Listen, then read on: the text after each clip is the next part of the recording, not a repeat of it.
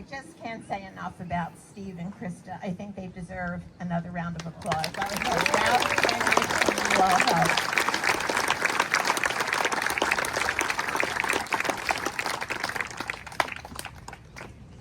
And now I'd like to invite to the podium Beach Haven Mayor Colleen Lambert to say a few words. Please join me in welcoming her.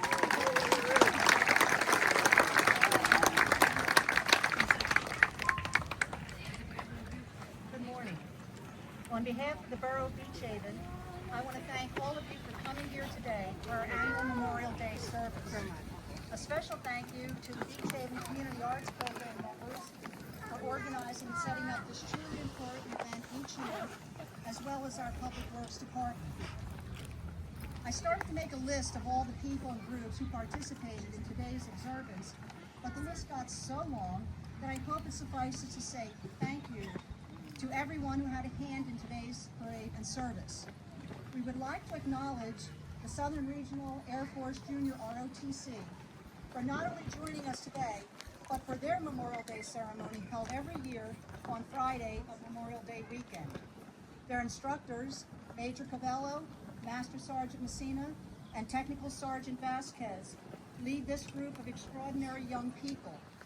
Their moving ceremony and the field of flags should be seen by everyone, and I urge you to attend or at least drive by the high school if you've never experienced it before. Of course, a very special thank you goes out to all of you who have served our country, and especially to our Gold Star families here today.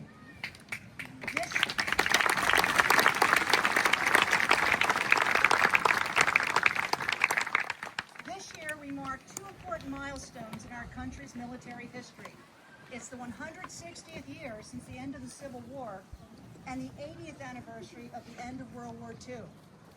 For those of us here today who are baby boomers, World War II still holds a special significance since most of our parents fought in the war.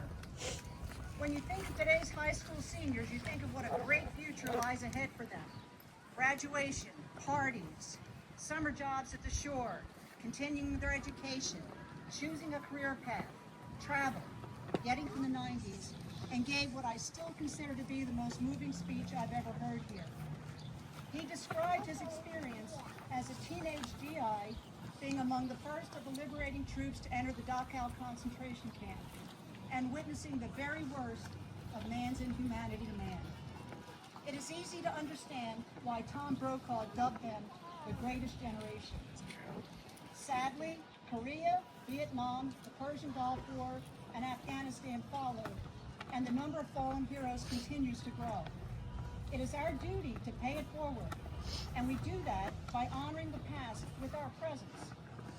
We must instill in each generation that these brave men and women made the ultimate sacrifice for us. There aren't and never will be adequate words to thank them for what they did so we could live our best lives and enjoy the freedoms we so often take for granted. Whether they died on the battlefield or in peacetime, whether they are in a well-kept grave with a headstone, or in an unmarked plot of land in a far-off country, or even at the bottom of the sea, we salute them and offer our deepest gratitude for giving that last full measure of devotion. The fact that you're all here today shows that you haven't forgotten, and we pray that as a nation we never do. At 3 p.m. today, the national moment of remembrance occurs. So please observe that moment in silence and gratitude to ensure that they are forever remembered and revered. We again offer our deepest gratitude to all of you who have served and our heartfelt sympathy to the Gold Star families among us. As General Mark Milley once noted, for Gold Star families, every day is Memorial Day. Thank you.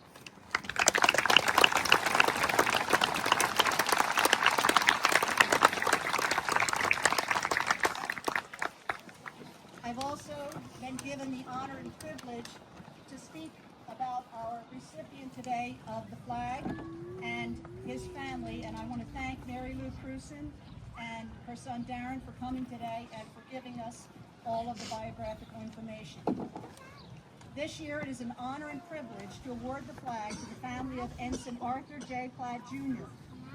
Artie, as he was known to his family and friends, was born and raised right here in Beach Haven and graduated from Beach Haven Elementary and Southern Regional High School.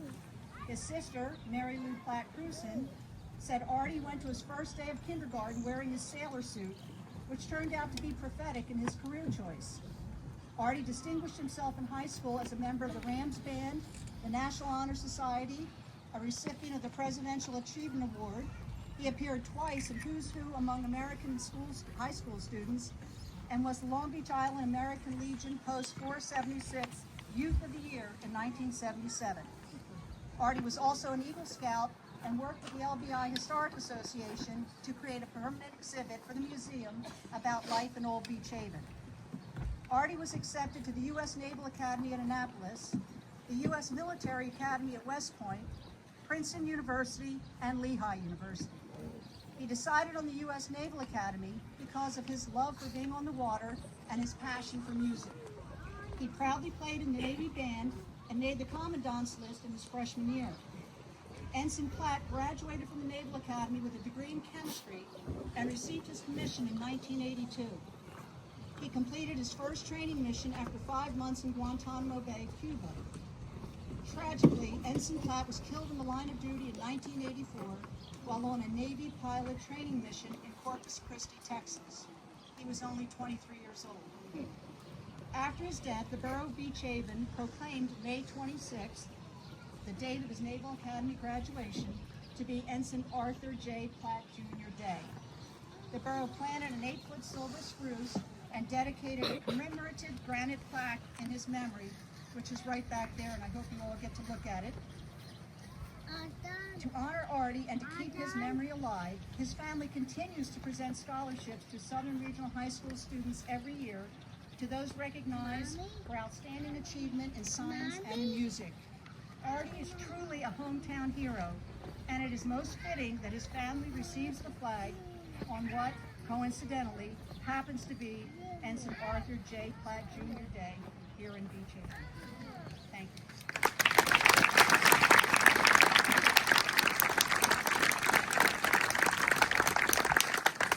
Thank you, Colleen. And now it's my pleasure to introduce Jeffrey Knudsen, who is going to play service music.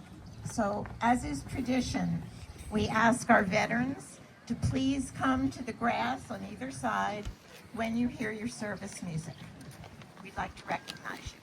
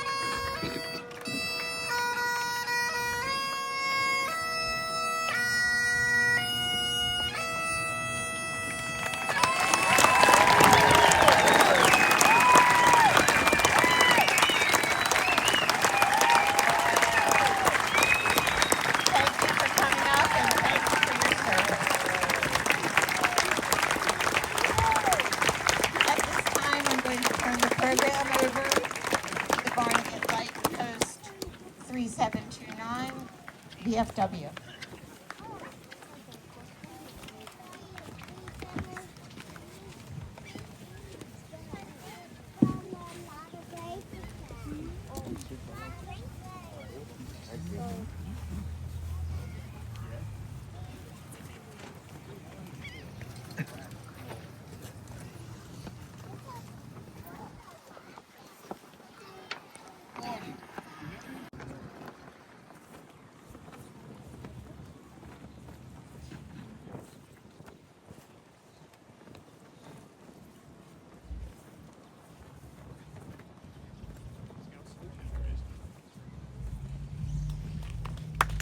Thank you, Dennis.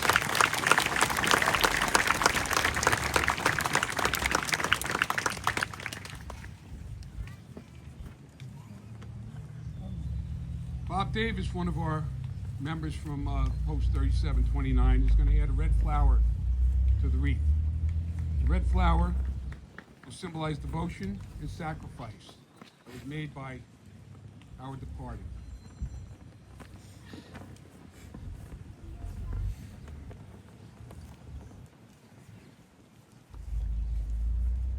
We're going home.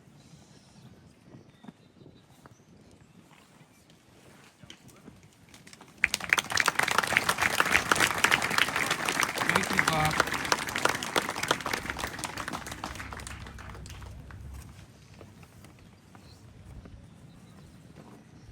We're all moving a little slower these days.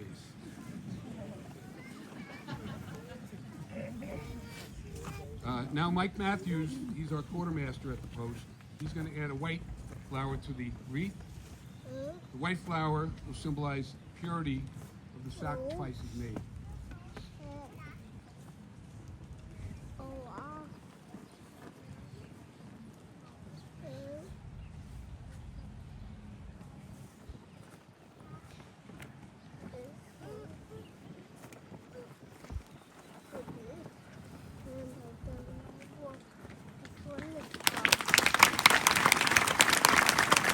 And thank you, Mike.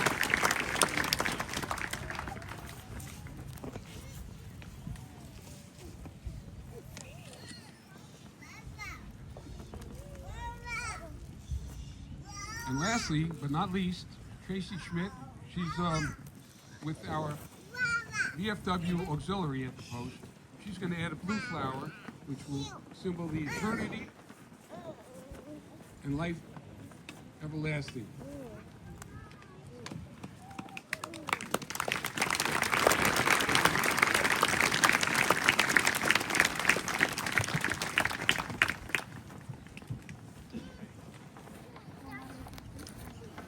Again, thank you all for coming. I'd like to, after this is over, we go back to the post, which is on 79th Street, and we do a little ceremony of our own, which takes about 5 minutes, where we raise the flag. And I like to think that the sacrifice was made by all of those who gave their lives is what gives us the freedom to enjoy the summer. At noon, the tradition is that the flag is raised to full staff, and we get on with our lives and enjoy the summer, enjoy Beach Haven, enjoy the beach, but never forget the sacrifices that were made. I thank you.